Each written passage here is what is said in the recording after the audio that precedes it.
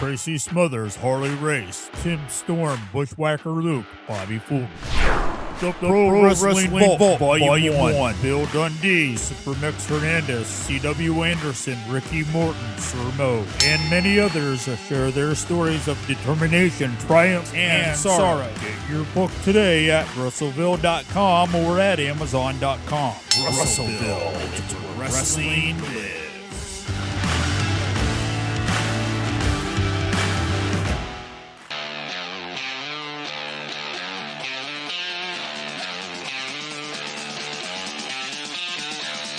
Hey, this is the one-man gold mine, the one-man enterprise of professional wrestling and all entertainment, Flynn Hendricks. And you better believe when I'm looking for a good podcast to listen to, I go to my own. I go to the I Know You Hear Me podcast hosted by me, Flynn Hendricks. That is such a fresh perspective for how you should look at life, too. I love that. And then when I'm feeling spooky, I go to my other podcast, Tales from the Haunt, where myself, I want my head shoved inside a 15-pound silicone mask. More. I want to have a bucket of sweat coming off me at the end of the night than just Jeff. Dogs don't lay eggs, Flynn.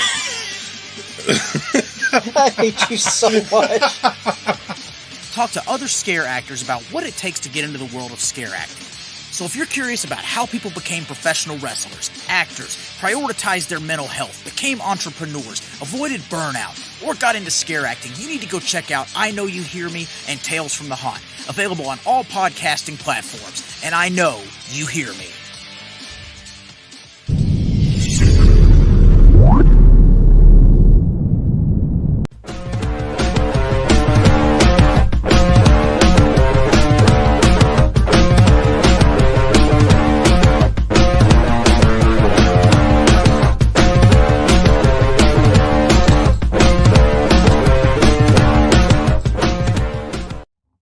Hello, everybody, and welcome to the PWZ podcast. I am happy to be here today on this glorious Tuesday afternoon. Actually, it's raining here in Connecticut and very windy as well.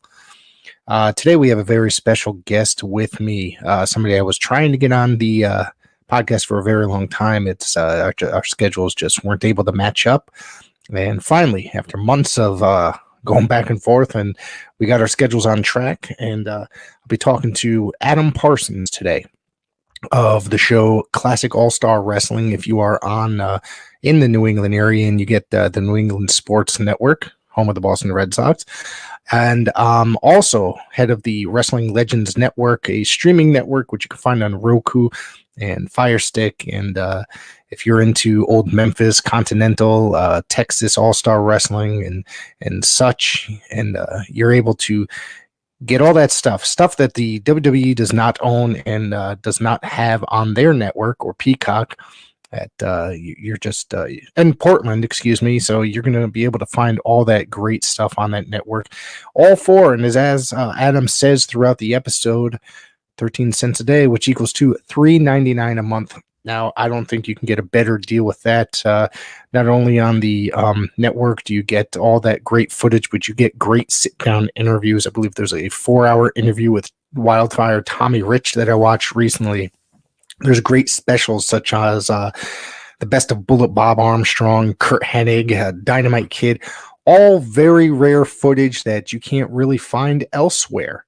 So I'm really happy to have Adam here today, and well, let's just get down to that interview.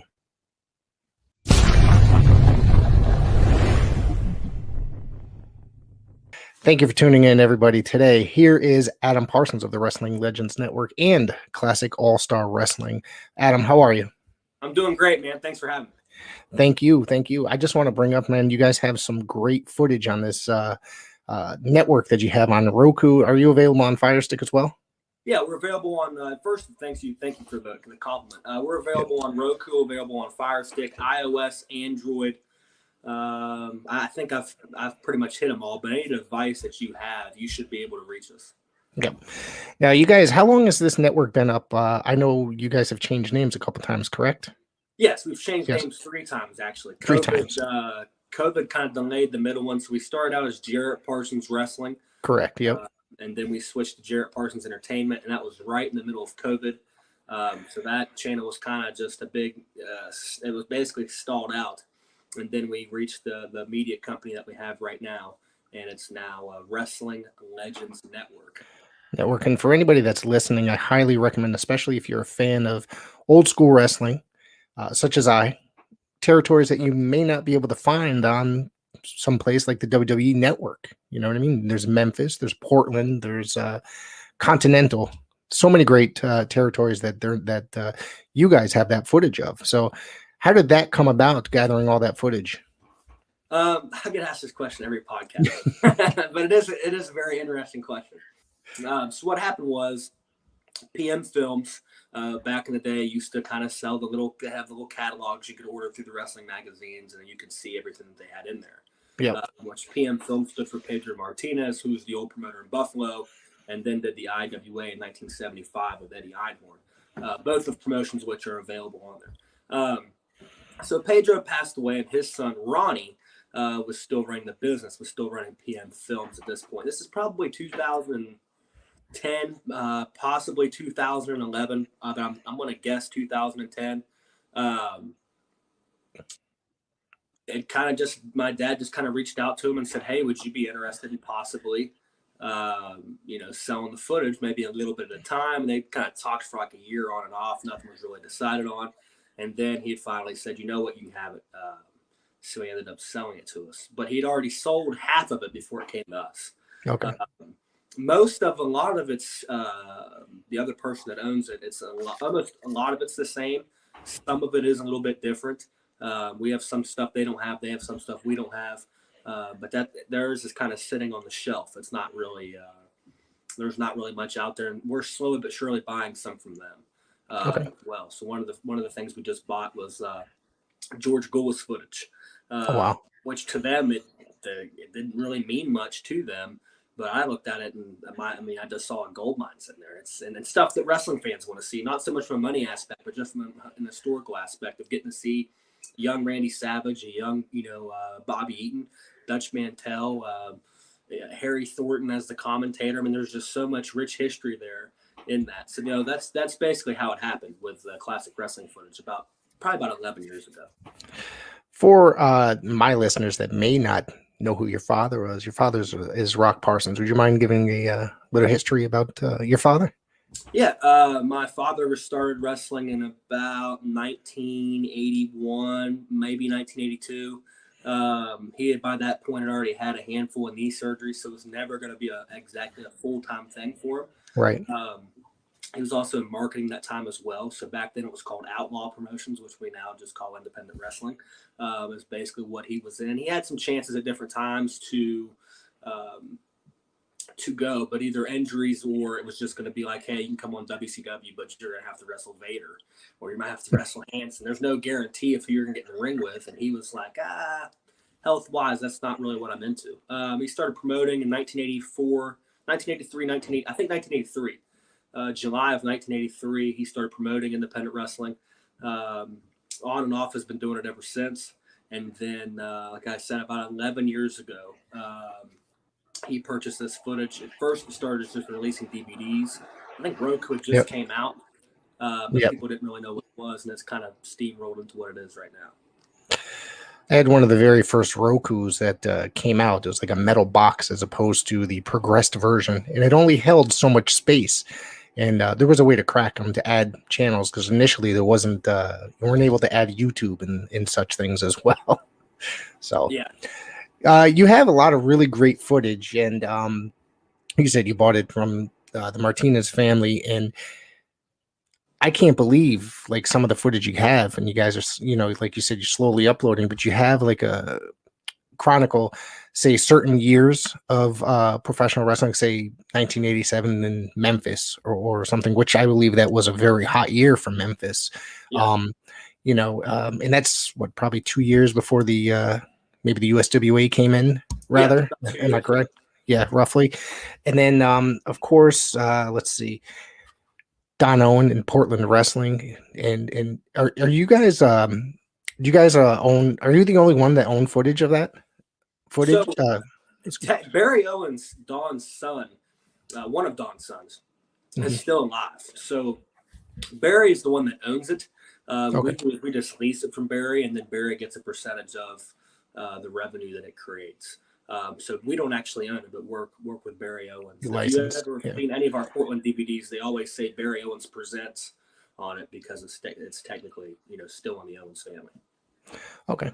And a lot of times this is really the only place where you can find some of this footage because it's you guys have probably the master tapes and they're probably the better quality of it. I mean, if you look from YouTube, you're not going to find the quality that you guys have. So there's also, let's see here, I got it on my list here, Texas All-Star Wrestling, and you have some big time out of Detroit as well. Yeah. Yep. Yeah. Sometimes I forget what all we have because it is a lot.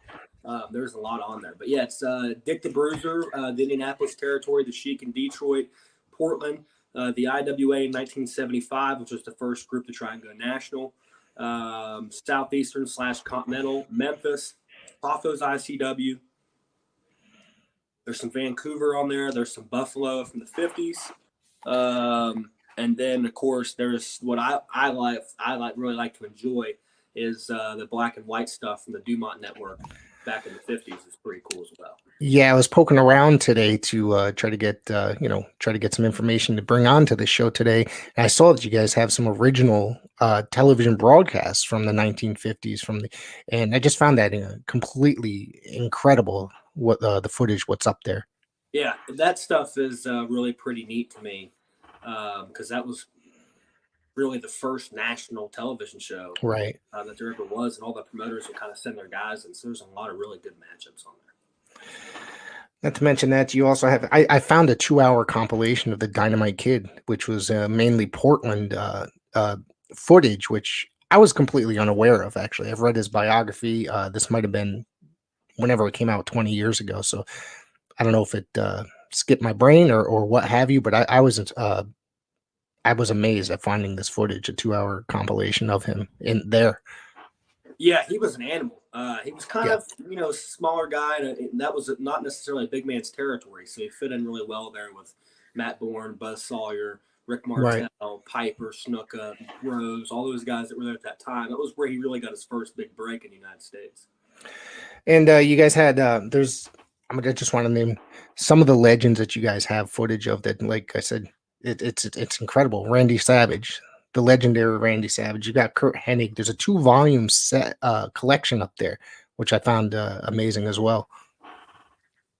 Yeah, the Kurt Hennig stuff's really cool. It's kind of cool to see him in Portland, and you kind of really get to see him grow as a wrestler at that time, which I really thought that was a pretty cool special, just to see a guy who went on to have such a great career, and you get to see him match by match. He's really getting better. Yeah, there's the Hangman Bobby Jaggers. There's also an early Shawn Michaels collection as well, which he ended up becoming one of the biggest wrestlers of all time. Yeah, the Shawn Michaels one kind of catches people off guard when they see it because all they know is at the earliest is maybe his matches on Mid-South. But right. He actually went to Mid-South for a very short period of time, came back to San Antonio, had a great tag team with Paul Diamond and I think it was Kelly. It was either Kelly or Nick Kinitzky, but I think it was Kelly Kinitzky. They were the American Force. I remember him doing a spot or so in World Class in his earliest days. Mm-hmm. Completely did not look like a professional wrestler when he stepped in the ring. He was, not toned at all. Stuff. Yeah. Just looked like a plain guy. Harley Race is up there. 8-time NWA World Champion, still one of the greatest of all time. Rick Rude. There's so much here. I can go on forever talking about this network. I always just tell everyone anything from Lou Thez to New Jack, it's all on there somewhere.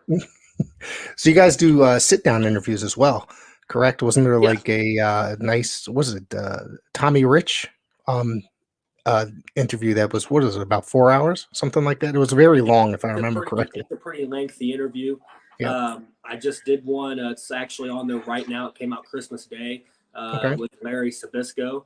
And then me and Larry actually host 12 shows together, and it's not necessarily one territory. It's just pretty much all the top stars of the 80s are on that show. So we have Classic All-Star Wrestling, which is a national syndication, mainly with NESN, which is the New England Sports Network.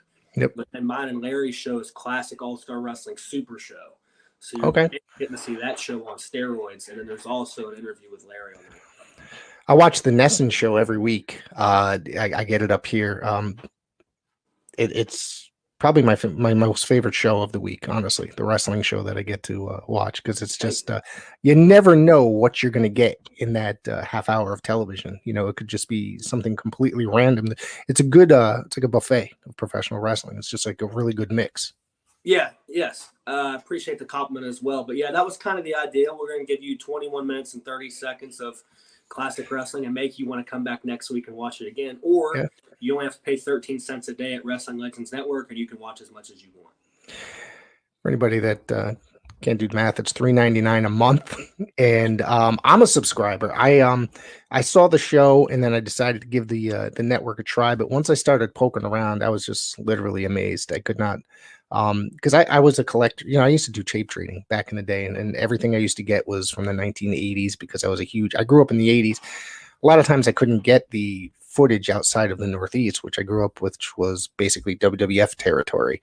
And I started discovering other things such as World Class, AWA, and I used to get tapes out of catalogs or trade tapes with guys that used to just get tapes of Memphis and stuff like that. So it's really cool to see this stuff come up here.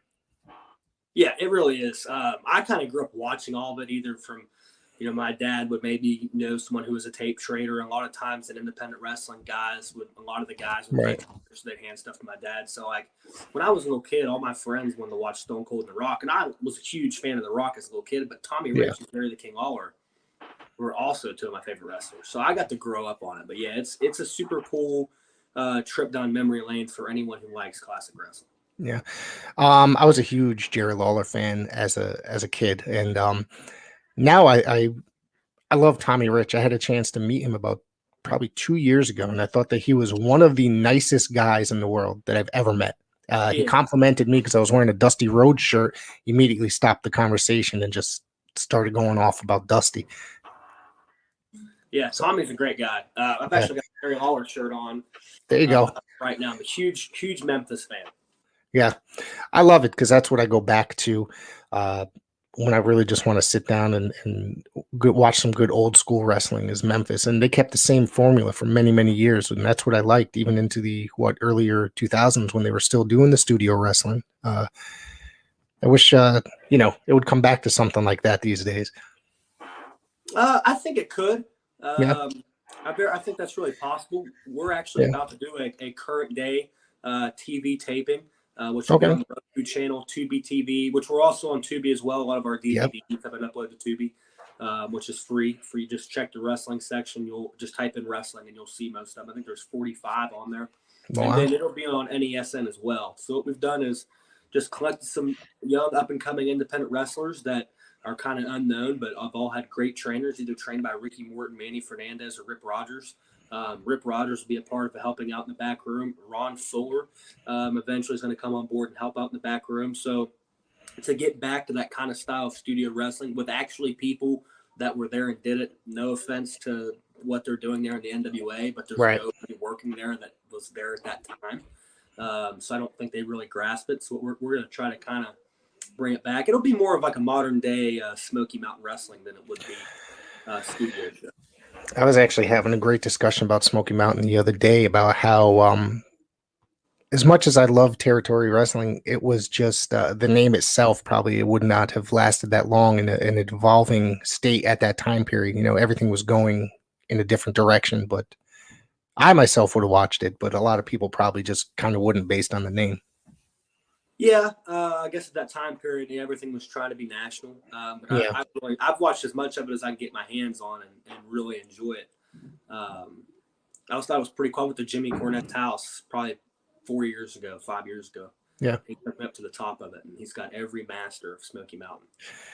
I've seen in videos when he goes through his attic, just the walls and walls of tapes and collectibles. I'm just like, oh my God, I'd love to rummage that, go through there, you know? Yeah, it was pretty cool. Yeah. I know you mentioned the current NWA.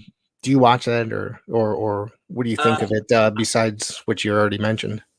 I don't. I watched it when it first started and I liked it. Actually, I watched probably maybe the first 10 episodes. I didn't mind it. I thought there was just a little bit too much sports entertainment was thrown into it, and it kind of lost my interest. And then now I just kind of see what that was. And then when COVID really kind of didn't help them out at all, but they've never really rebounded from it, in my opinion, to give much of a product that I'd really be interested in watching. I think you're 100% correct on that. I said once they came back from COVID and they put on a pay-per-view that just did not grasp the original, series that they were trying for, and then the TV just did not get any better. And now it just seems, like you said, sports entertainment just goes on, and it's a little too goofy for my personal taste. Yeah, I actually don't watch anything. Really? Current day wrestling wise, there's just nothing out there that catches my attention. What wrestling is. Yeah, I totally understand. So is there anything else you want to push towards this network? Yeah, if you don't have classic, just search in your local listings for Classic All-Star Wrestling. You can watch that every week. It's a 30-minute show featuring probably some of the best stuff in our library. If you don't have that and you still want to check us out for free, it's only on Roku. Type in Wrestling Classics. It is a free channel. It's probably only about 5% or less of anything that we've ever produced and done. But it's on there. You're gonna get a couple dozen hours worth of stuff, but it is free, so you can go on there and check it out. And if you like it, then go ahead and go to Wrestling Legends Network.